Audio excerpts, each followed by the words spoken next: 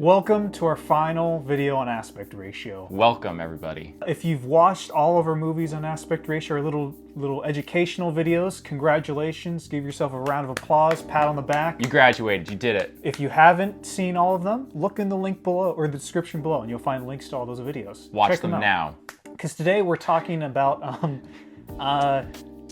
The good stuff. The good stuff. This is I guess playing with aspect ratio, I guess is what we're talking about today. So we've talked about standard sizes. So 4:3, 2.35 to 1, 2.39 to 1, 1.85, 16:9. We've talked about a bunch of standard sizes. Why deviate from these sizes? What's a reason a filmmaker has to deviate from the standard sizes? Well, I mean, at the core of it all, like your aspect ratio changes how people see your movie physically. So it's either chopping off parts of your frame in different ways. So you could deviate to give yourself a specific style and a specific feel to your movie. Like certain aspect ratios are going to crop in on people more, so they're going to be more isolated in their frame. Or you're going to get wider aspect ratios where you can see a whole lot more and you get these great sweeping shots. So really it would just depend on what you're shooting and what kind of feel you want that movie to have. That's why you would want to change your aspect ratio. What I think is a great thing about the internet, and specifically for our filmmaking or for home media, TVs, filmmakers have the choice to do that. They can set their aspect ratios really strange and odd. Whereas if you're in a theater, you're playing a theater, you kind of have to have a set size. You have to inform the theaters of what you're doing. You have to make sure that all their projectors are calibrated right, because if they think it's going to be, Grand Budapest Hotel was an example. They sent out specific instructions on how to project the movie because it changes aspect ratio. On YouTube or on Vimeo or whatever, you can do whatever you want because it doesn't really matter. Like, the screen's going to be the size that it's going to be, and the video player is going to be the size that your video is, and you can change that and you can play within that size and that shape. And I think that's a really cool thing. So you as an independent, low budget filmmaker, you have that opportunity to play with the size in a way that filmmakers, I don't know, maybe 15, 20 years ago didn't necessarily have that power to be able to exhibit their movies in unique, strange sizes in a way that still looks good. Also, in the world of the internet and YouTube, you have the option to change your aspect ratio during your movie or in the middle of your movie, and it doesn't affect how your picture is seen really, in terms of like playing in theaters and that kind of thing.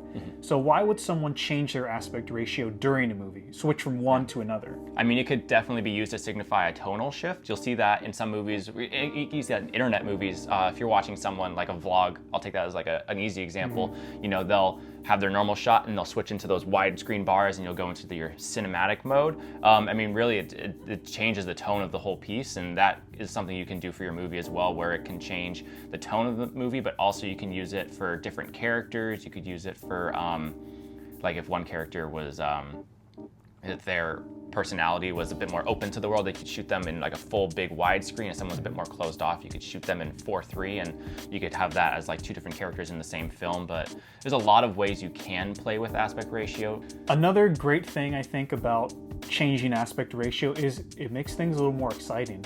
Sometimes you notice it. Sometimes these are subtle changes where the bars, maybe it's widescreen, maybe it's 2.35, and then the bars slowly disappear and it goes 1.85 or it goes to 16:9.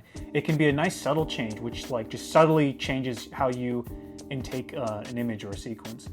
I also like it when it's like really drastic and really dramatic, where maybe it's 4:3 and then it suddenly goes 1.85, or then it suddenly goes, to another size. I think those changes, they can be subtle or they can be really drastic, and that can really impact an emotional moment. Play around with aspect ratio and play around with, all that kind of how your movie is shaped and how it looks and all that kind of stuff. It's just another tool for you to use, just like lighting, editing, cinematography, all that. Yeah. That being said, we got 2 movie recommendations for you.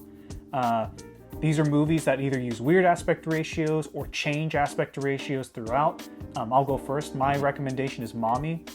It's this 2014 movie made by Xavier Dolan about this troubled kid who's living with his mom. And the movie is shot 1:1 for like the whole thing pretty much. It's a pretty claustrophobic. All these characters are forced to be really close to each other. But it changes to, I think it changes to 16:9 at some point where the space opens up. at this nice emotional moment where the character kind of feels more alive and feels more free. And it's a really interesting movie because it can show you what that restricted 1:1 aspect ratio can do, and how like a subtle kind of dramatic change in that size can do, what that can do for your movie. Yeah, and I'm going to recommend to you guys actually a TV show. It's Samurai Jack, which is a great classic show that really goes absolutely nuts with its aspect ratios, and it's a very action-packed show. It's about this samurai warrior who travels to the future, and so he goes into this crazy sci-fi world, and he's trying to defeat evil. And in all these action fight scenes that he gets to do, they're constantly switching up the aspect ratio, and it really feeds into the energy of all the shots, but also kind of adds to the chaos and the, all this motion that's happening. And they'll even stack up multiple shots on top of each other in different aspect ratios. They really go all in on constantly changing it, and it just really helps.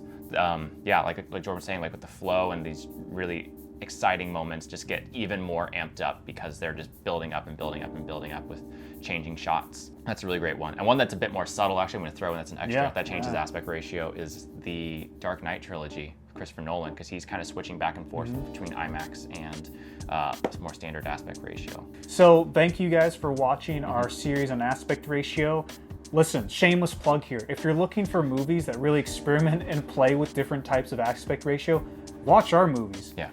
We have 3 feature films, links down below. Check them out because we use different sizes and we really play with aspect ratios in a way that we don't see other people doing. Yeah. We're not trying to be like, we're so cool, but we're being like, aspect ratio is so cool. Like that's the thing that's cool. And if you can play with it, you can find a way to use it, if you can find a way to make it unique and stand out, I think that's awesome. Yeah. So check out our movies down below. You'll see how we play with aspect ratio and how we just create chaos. Yeah. Well, thank you guys for watching so much. Like, subscribe, you know the drill. We look forward to seeing you guys in the next video, and thank you for watching.